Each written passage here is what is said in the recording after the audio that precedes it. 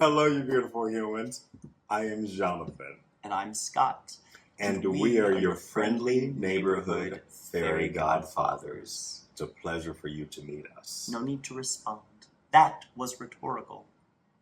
I'm an artist. And I'm a stylist. And we're here to recruit you. This is the Recruiters.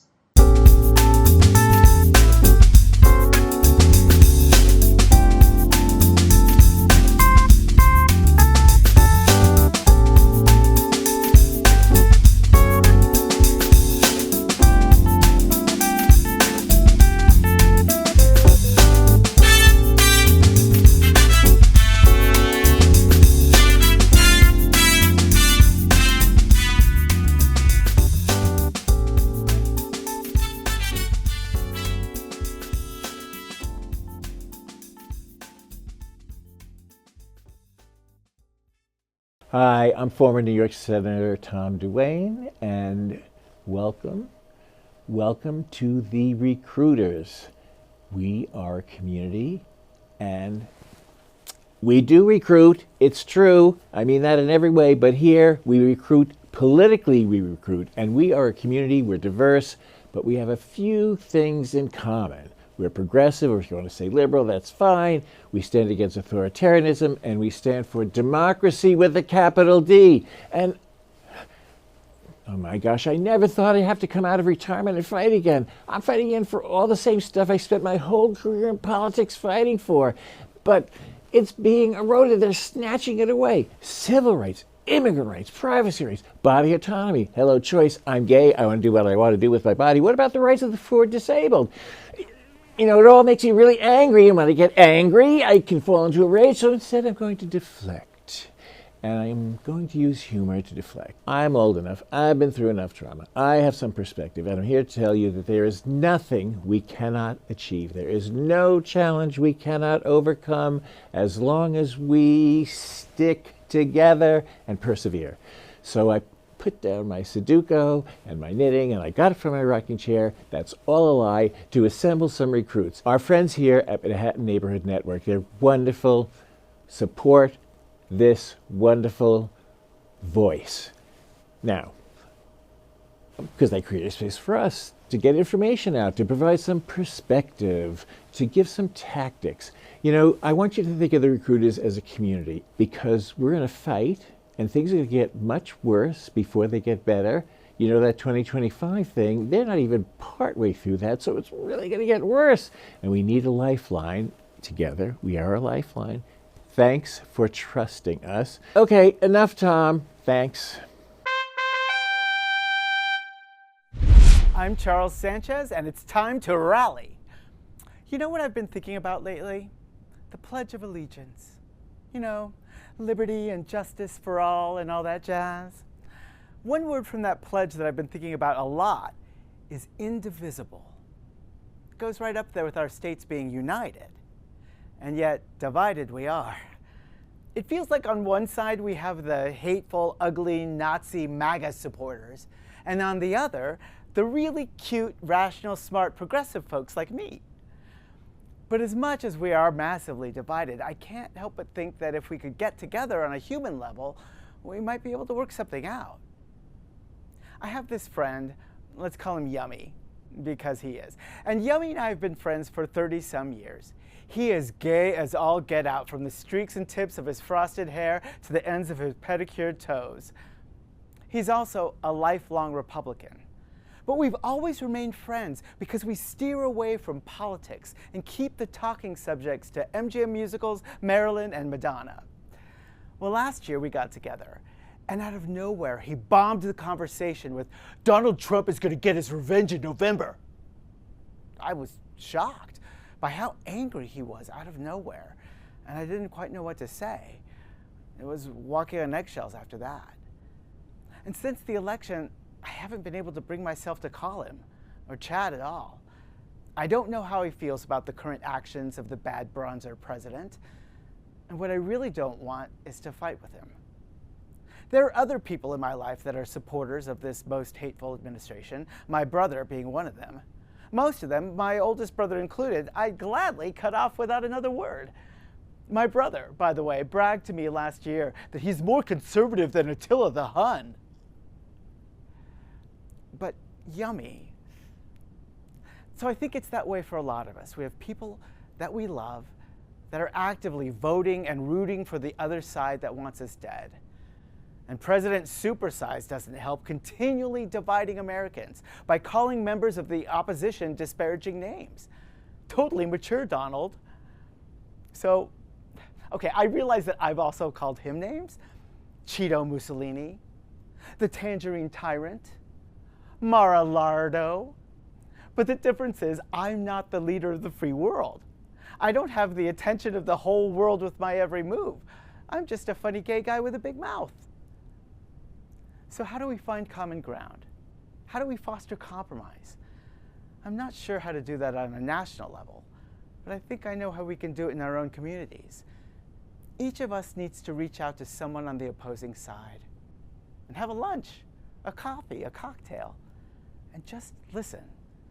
Just have a conversation and listen. As much as we need for the maggots to know that we're human, we need to recognize their humanity as well. If we start listening to each other more, maybe we can find solutions that we can all live with. So I'm going to give Yummy a call and invite him for ice cream and a conversation. It's a small thing, but it could be the beginning of change, of making us just a little less divided. One conversation at a time. But my big brother, oh yeah, he can still fuck right off.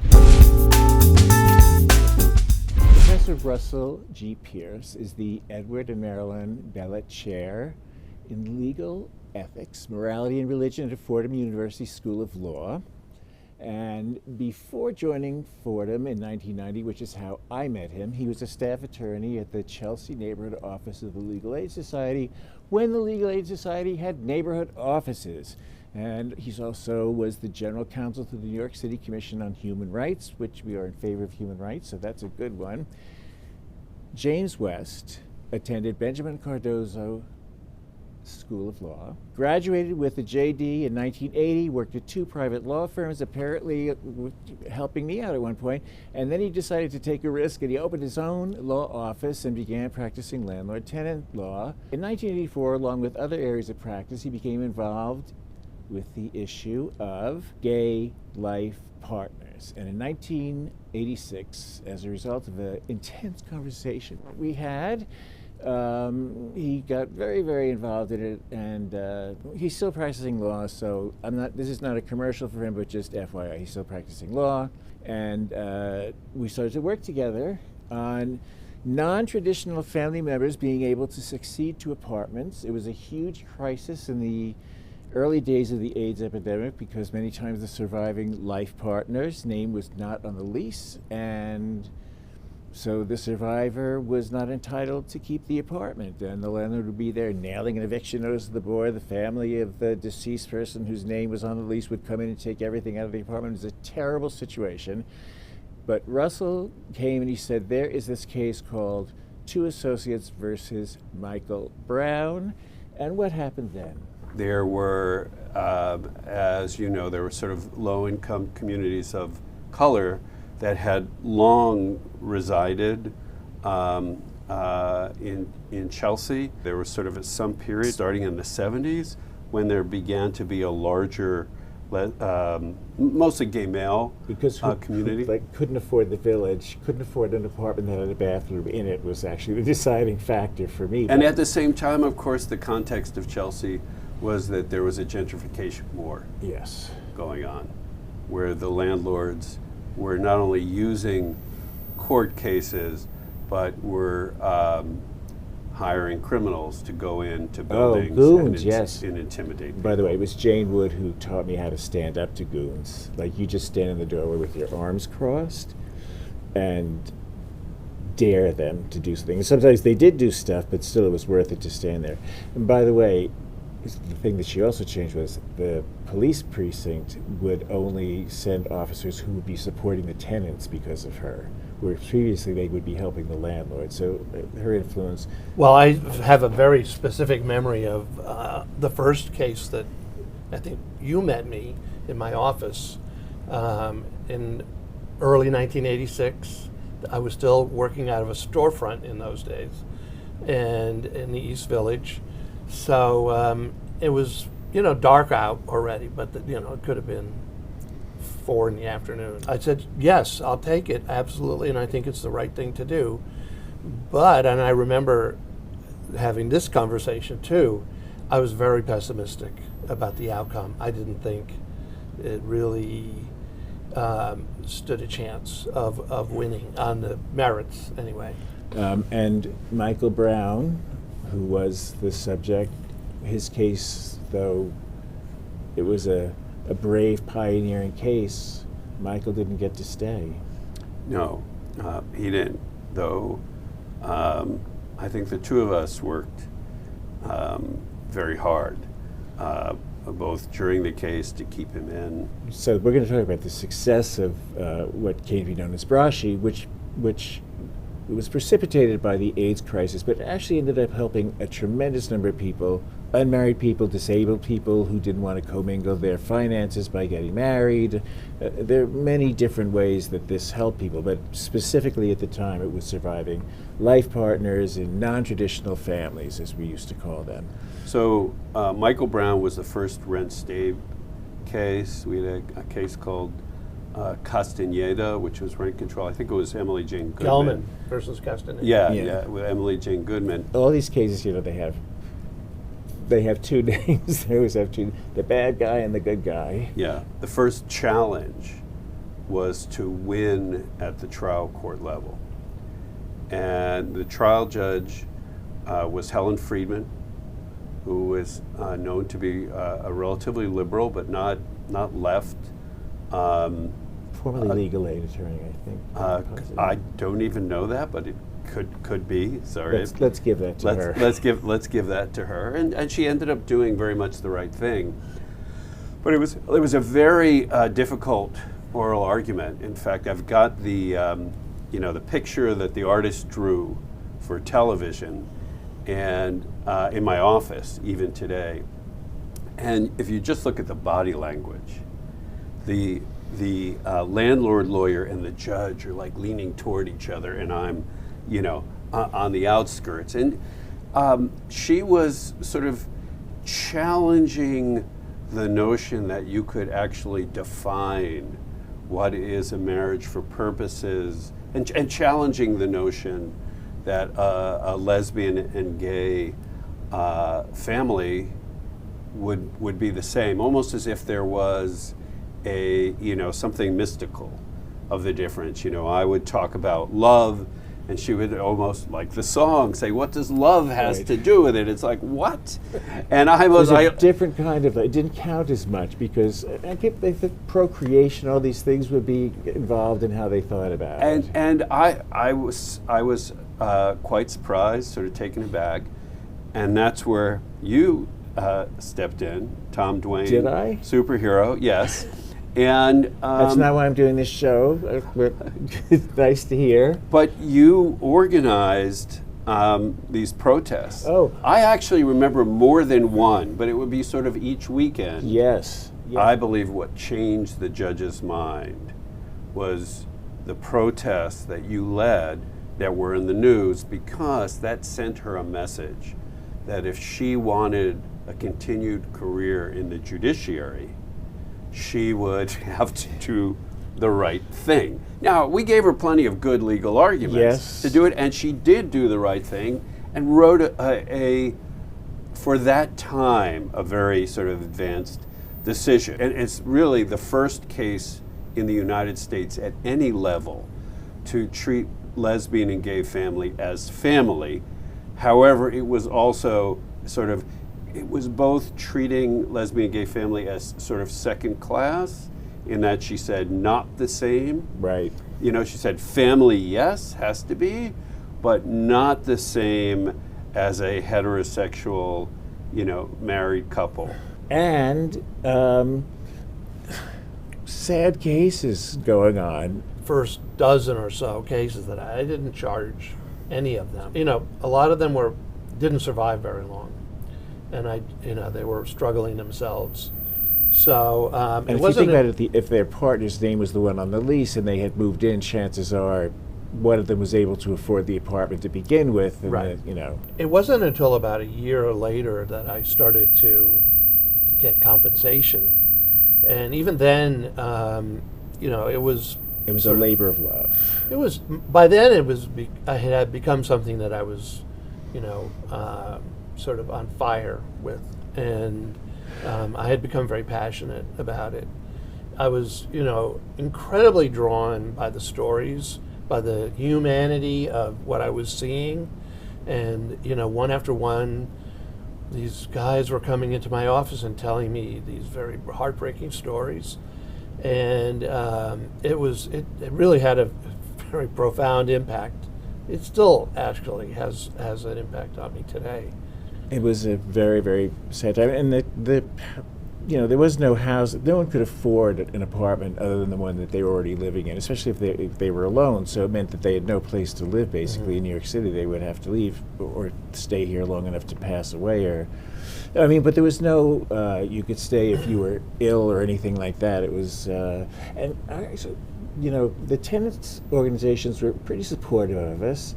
But the queer organizations, not so much. There was a lot of, they'll never recognize us as families. This is an impossible thing. Or this shouldn't be the priority. Right. The priority should be like individual employment rights. Or Without rent stabilization, rent control, we would have had nothing. I mean, so we have to remember that rent regulation was the thing that we got to hang our hat on. If not for that, we couldn't have brought any of these cases. I should say you couldn't have brought all these cases. Oh, yes, correct. No, correct. I was going to say the first arguments we made were constitutional arguments about equal protection. But then came Braschi. There are two statutory schemes in New York City. One is rent control, one is rent stabilization. And they have the same goals, but they're quite different. Rent control tenants get a much higher annual increase than rent stabilized tenants, who often get a 1 or 1.5%. Although I think they fixed that in recent days, I'm not in the legislature anymore, so I try not to know too much because then people ask you about it, but I think they've kind of mushed it all into one system now. But rent stabilization had less powers of demanding services, et cetera, than rent control tenants had, as I recall. It was also a very, it had been written much earlier. It was very hard to read. The rent stabilization law was, paragraphs that were 20 sentences long, and it was just it was a difficult piece of legislation, and it was a little mind-boggling. We got to protect rent regulation, because without that, you got nothing. You're going to get thrown out of your apartment if you complain that that there's not heat or hot water. So that's one of the things that we have to continue to work on. But really, you became warriors in the first 8 months. Was the incredible amount of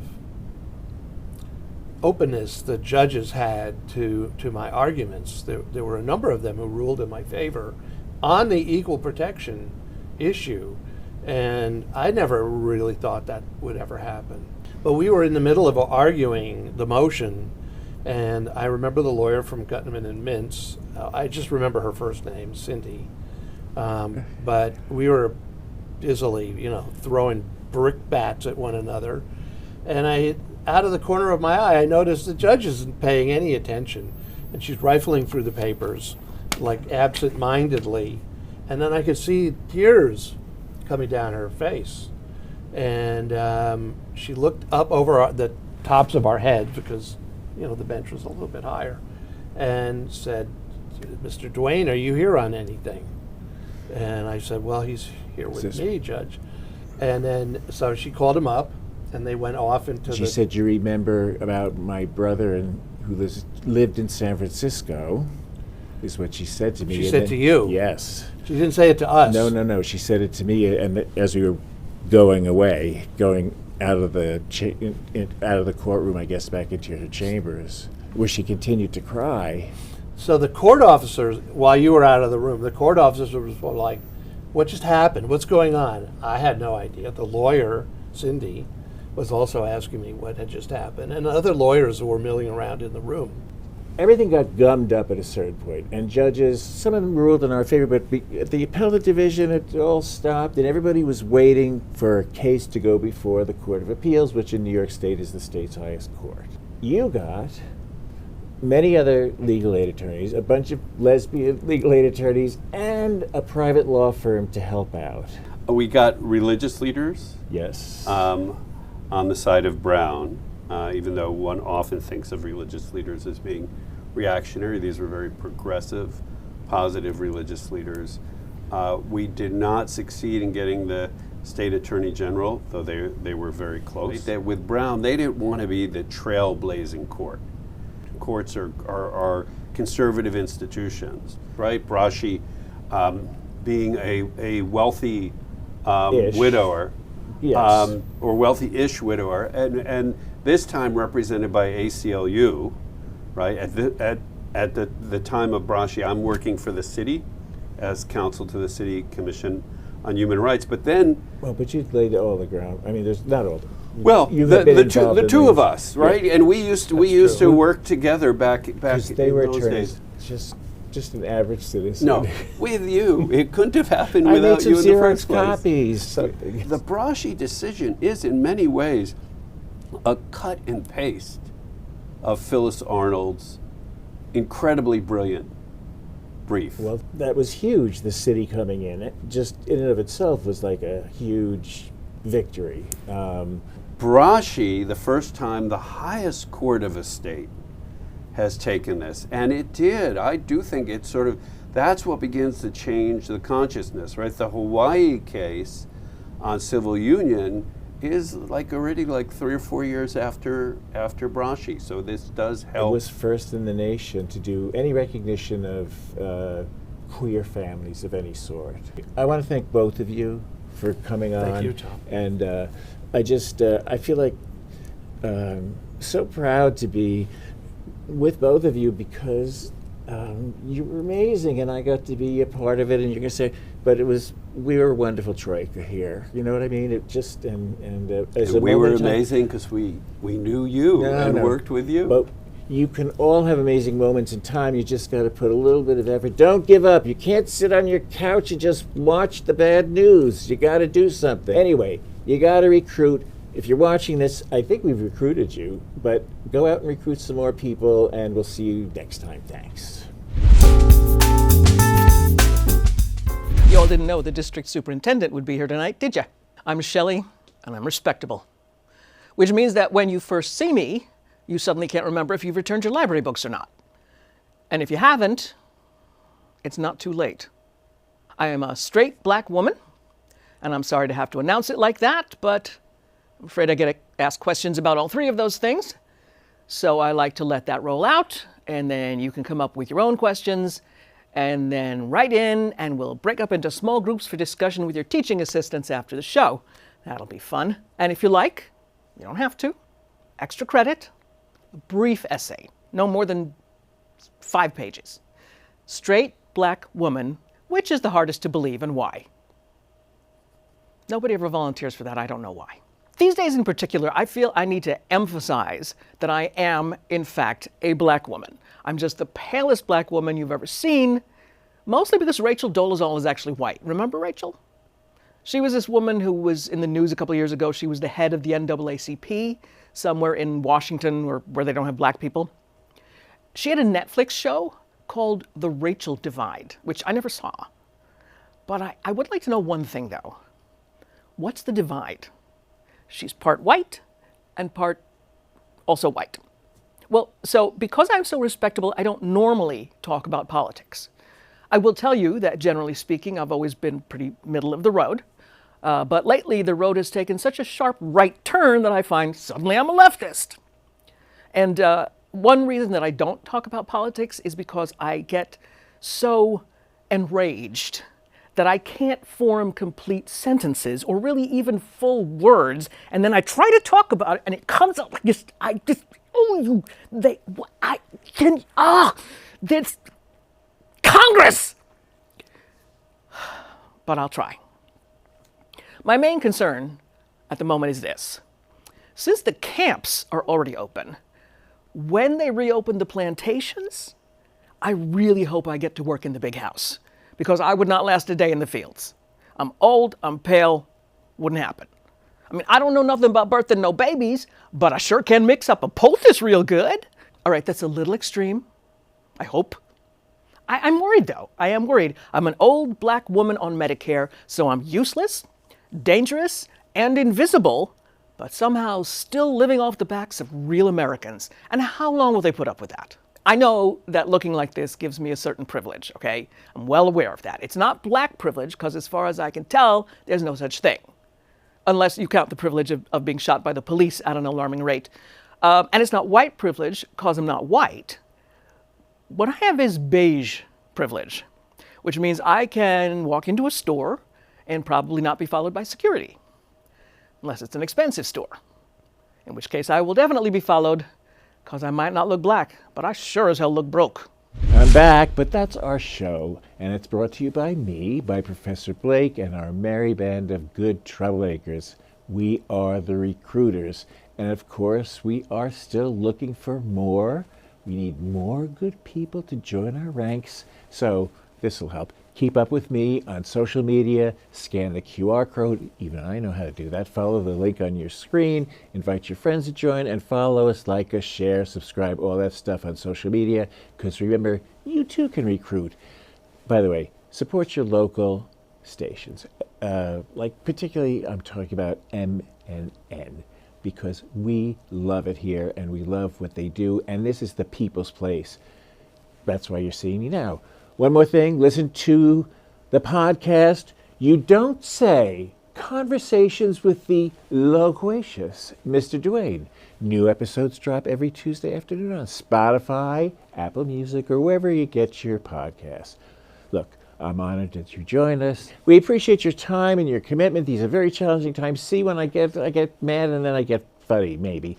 The stakes could not be higher. Trust me, together we will overcome all the horrible forces leading us to like fascism, injustice, double standards, all the terrible actions, so much unfairness, the evil being perpetrated in our country. And we need you as our new recruits. So I'm going to see you next week, right? Thanks.